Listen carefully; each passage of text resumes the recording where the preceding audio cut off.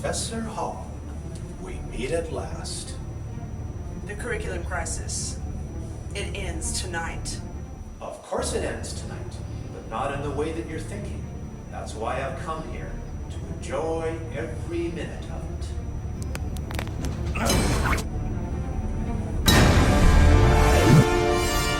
Not so fast, Agent Smith.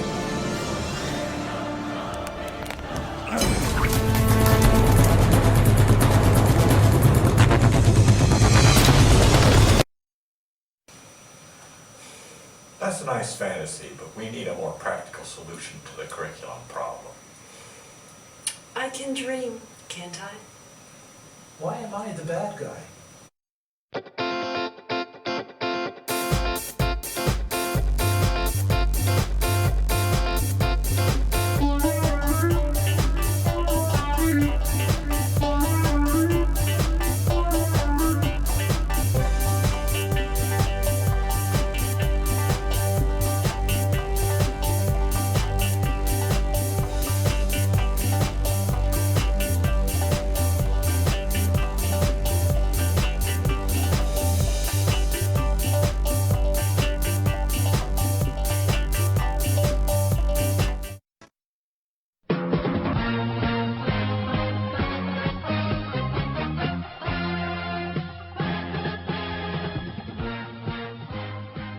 Your professors are humans, and we've made life mistakes too. But we've lived longer, and we can share our experiences with you. Although many of you may live in the dormitory and not feel that you have a lot of control over things such as the quietness of your room when you go to sleep or the menu that you eat every day in the cafeteria, there are things you can do to help manage your physical well-being to improve how you feel and to thereby get you better grades. Getting adequate sleep does help. Sitting at a computer all day, or at your desk, or in your classroom is not good for you. Many numbers have been thrown around by various doctors, but a good rule of thumb is 30 minutes of exercise 3 or more times a week. And 30 minutes of exercise doesn't mean you have to suddenly sign up for a gym membership. You can do a lot of easy and free and relatively simple things around campus. You can grab a buddy and make an appointment with them to take a walk around the campus. Your mental well-being is very important too. You don't want to neglect your body and you don't want to neglect your mind. So if you found out that there are many things that are giving you anxiety, such as tests and presentations and other assignments, find ways to target the specific anxious behaviors or sensations that you're getting. Talk to someone if you need to, or simply set aside a few moments where you can just be quiet or play some comforting music or even take a walk down the hall to cool off if you're having a really stressful moment. A few final thoughts about food, since it is perhaps a difficult habit to change. Try to eat a balanced meal. Incorporate vegetables and fruits. It's probably better to have many smaller meals throughout the day. It helps you maintain a more consistent blood sugar level. Drink lots of water. As foreign professors, we've been told 100 times or so that Korean food is healthy. And it generally is. But if your diet is mostly instant ramen, tteokbokki, powdered coffee, and snack waffles, because you don't have the time to eat well, that's not healthy Korean food. And you're still going to be ill or tired often from it. You don't have to eat like a monk, and it's okay to have chimek sometimes. But trust us, too much unhealthy food and your body will pay for it now, and really pay for it in 20 years.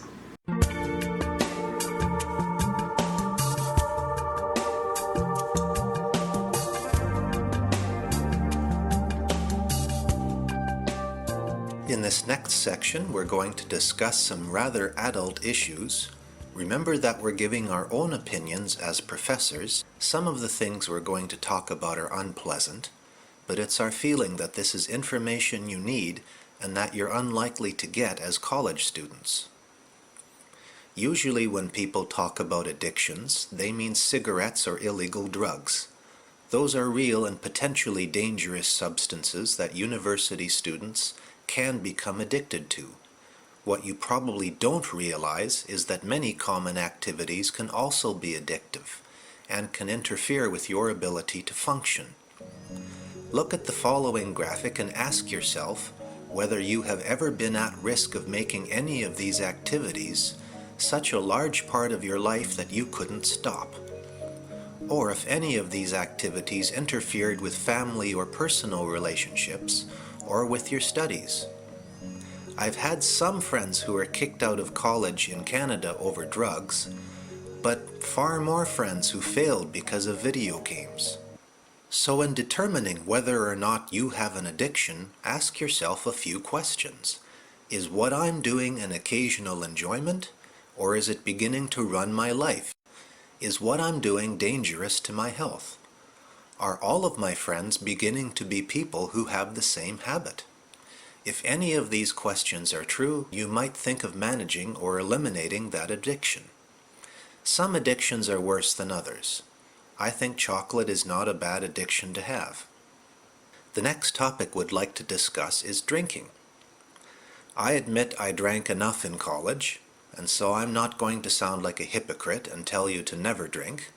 I do not think it is unprofessional or unchristian to drink alcohol responsibly and in moderation. What we call binge drinking is something else. Binge drinking refers to the habit of drinking as much and as fast as possible, with the only goal of getting drunk. Binge drinking can result in academic consequences if you're always hungover in class and can't concentrate. It can also result in injury, sexual assault, and death. I realize that competitive drinking and night-long parties are a part of Korean culture and of MTs and initiations on Korean campuses. I will only tell you that everybody thinks they are indestructible when they are 20, and you are not. You are seldom in as much danger as you are when you binge drink.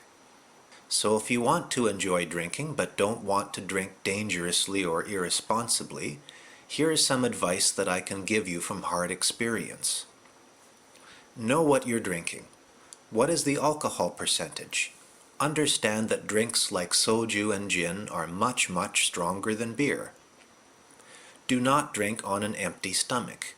Eating slows absorption of alcohol and makes you drunk more slowly. Drink with people you trust. Be careful about drinking games. They can be fun, but you may feel pressured into consuming more than you want for longer than you want. If you don't want to drink alcohol, carry a non-alcoholic drink to avoid having drinks pushed on you. Lastly, never drive drunk. Many of your professors have also had friends killed.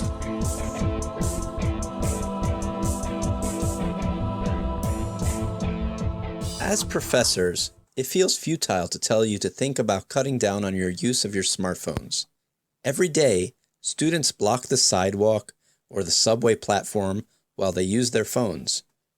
Or we have to ask you to stop texting in class. We realize that we are guilty too because we also use our phones or use them for fun sometimes as well. So, if we tell you to stop using your phones, it's probably a waste of time because you won't do it and we won't do it. But that's not what we're telling you. Instead, simply think about setting limits. On my phone, I have push notifications turned off so that whenever Facebook records a message or a like, it doesn't constantly distract me with a beep or a sound. You might also think about turning off the notification sounds for your apps so that you can check them when you want to and not while you're trying to concentrate on other things like note-taking. Constantly checking your phone during a college class makes the professor upset and breaks your own focus on the subject.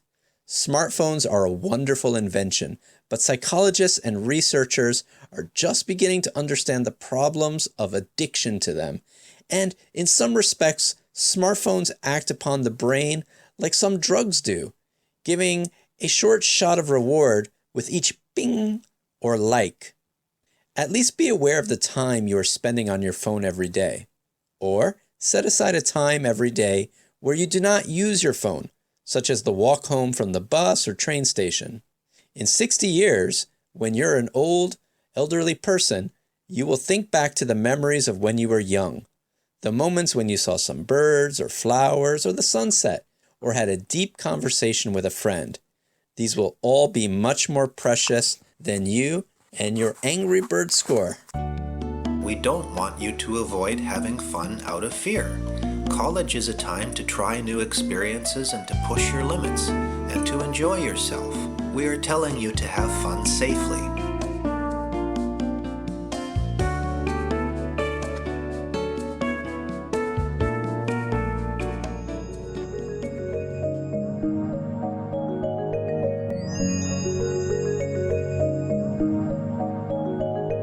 Emotional intelligence involves several things. It involves the ability to be aware of and try to control your moods, to notice when you're feeling upset, angry, annoyed, frustrated, sad, extremely excited, and so on. Emotional intelligence also includes empathy, the ability to sense the feelings of others and to understand how those feelings arose, to understand that person's needs. Doesn't necessarily mean that you can go out and provide what that person needs, but at least to be able to understand when they're feeling in a certain way and to be able to react appropriately.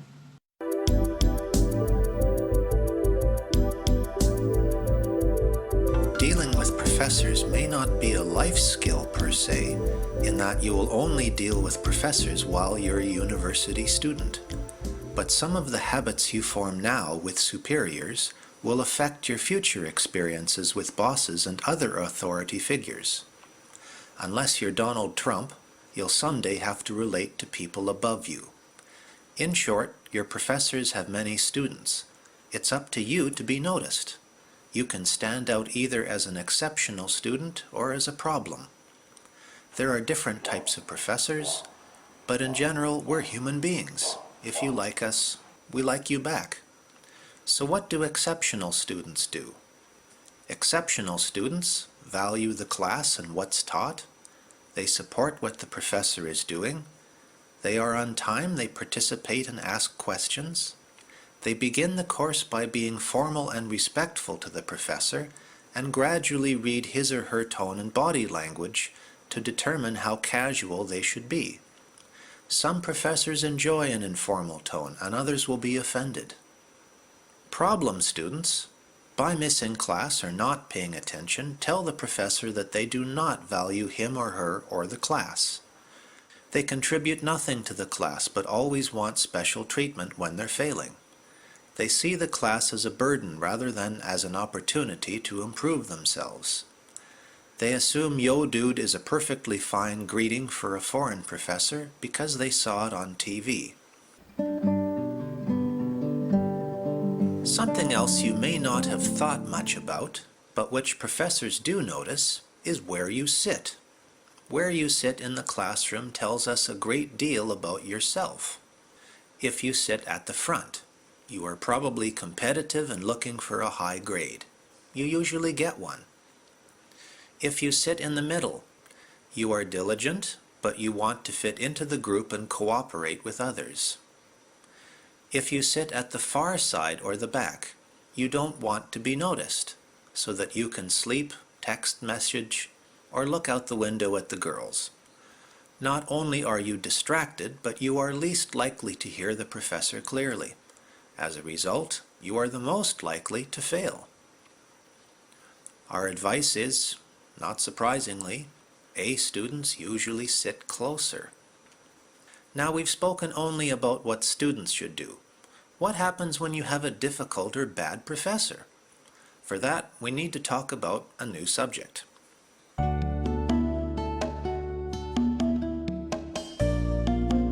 The relationships you have with other people or with groups of students are a good measure of your emotional intelligence. When you are asked in a class to work with 2 or 3 other students for a project, what type of person are you? Carol Canner's The Confidence Student lists 3 types of problem group members. The first type is aggressive.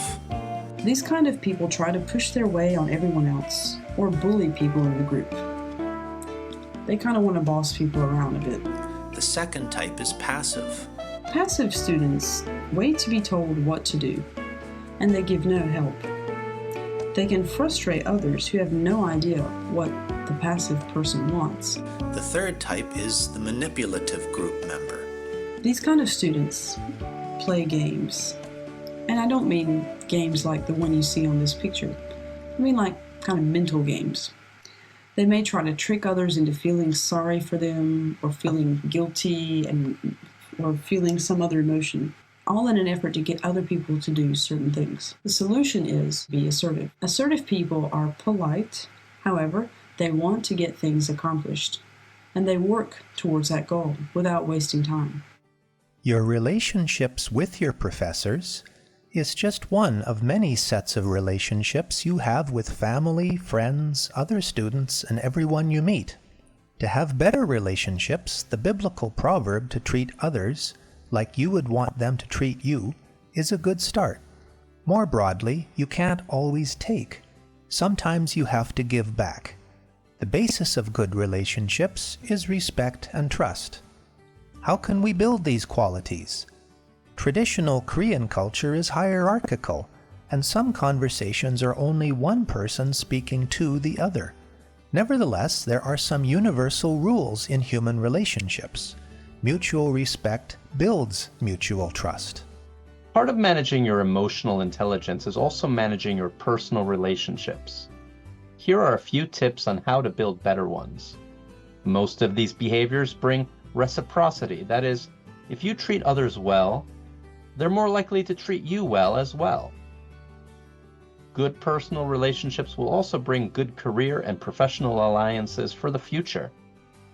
People like to receive attention, not necessarily because they're vain, but because they like to know that you care enough about them that you're going to listen when they're speaking, as opposed to mostly looking at your phone and only halfway listening. If you're the person who's giving your full attention in a conversation, you're also going to be someone your friends think more highly of, and they're going to want to speak to you more. Laughing.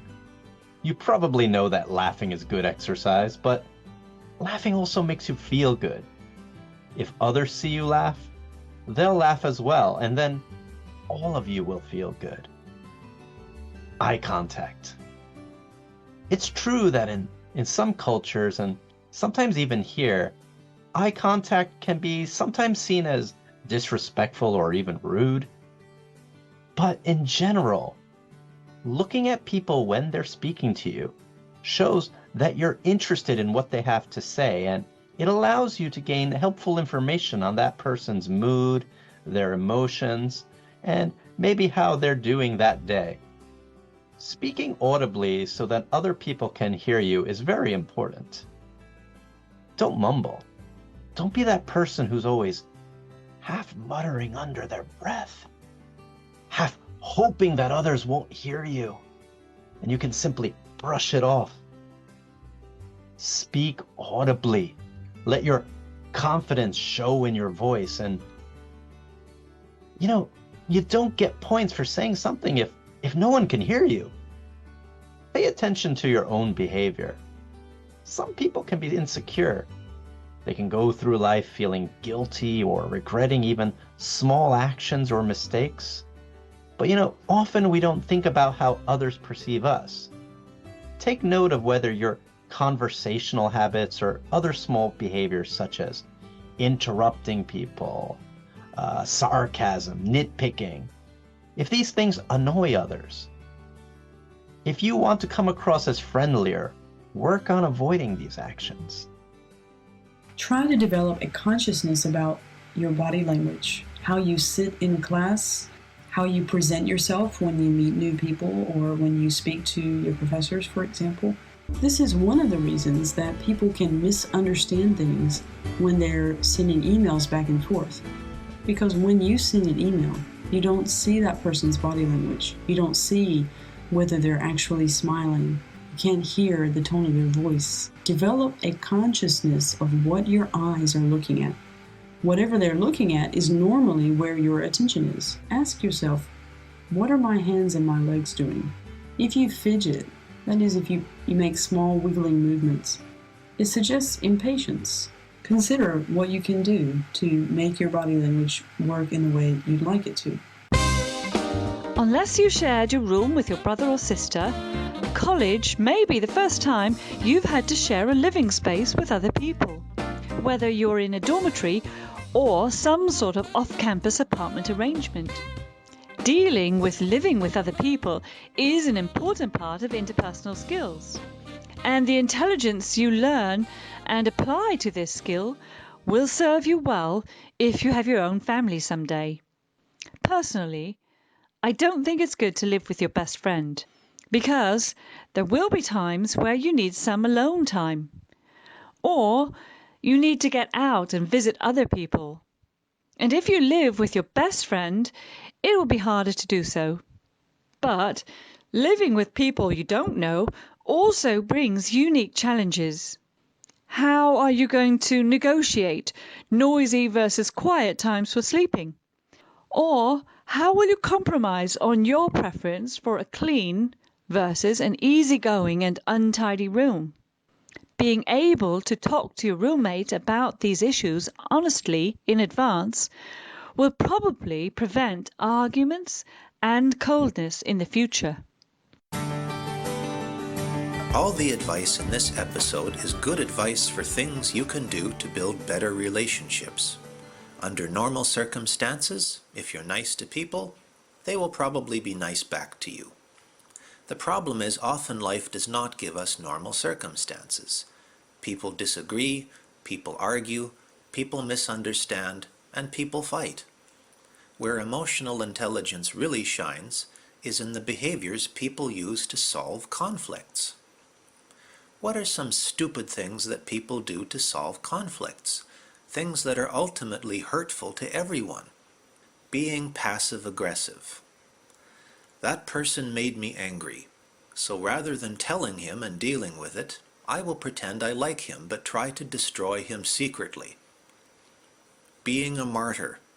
Nobody in the history of the world has ever suffered like I have. Nobody understands how terrible my misery is. Jumping the chain of command. My professor failed me. Obviously, the solution is not to talk to him, but to complain to the president. Hurting yourself to be spiteful. My cause is right, and so I will show everyone that they're wrong by dropping out of school or setting myself on fire. That will fix things. Whining. If I say please in my email to my professor at least 10 times, maybe he or she will change my grade. Bottling it up and not dealing with the problem at all. This isn't generally smart because what happens when you bottle things up and then shake the bottle? Eventually you'll do the same thing. You'll explode. Being the winner over family or friends in a conflict is nice. But does it matter if you won the fight if you're alone? C.S. Lewis once wrote that many people would rather be right than be happy. And those people eventually get what they want, unfortunately. So what can we do to solve conflicts in an effective way? The first piece of advice we can give you is to see conflict resolution not as you winning and the other person losing, but as both of you winning. Identify the problem and analyze how the conflict happened. If you caused the problem, accept responsibility for it. If you can't fix it, try to work around it or find a means of living with it. Try to identify a win-win solution or the simplest one. By doing these things, you can solve interpersonal conflicts and hopefully keep your friends in good relationships with others. The best way, of course, to solve conflicts is to prevent them before they happen. Let's go out for lunch. Sure. Let's go to the Italian place and have spaghetti. The Italians can't make good food. I want kalguksu. I want to go to the Chinese place and have jjajangmyeon. I'm not going there. I want spaghetti. And I'm not going there. I want Korean food. I don't want to go there, I want Chinese. Let's go out for lunch. Let's go to the Italian place and eat spaghetti. Italians can't make decent food. I would like to eat kalguksu. No, I want to go to the Chinese place and have jjajangmyeon. You know, it looks like we all want to eat noodle dishes. You know, they opened this big fusion noodle restaurant behind the Starbucks. Why don't we go there and see if there's something we can all eat? That's good thinking. No, that's not a bad idea.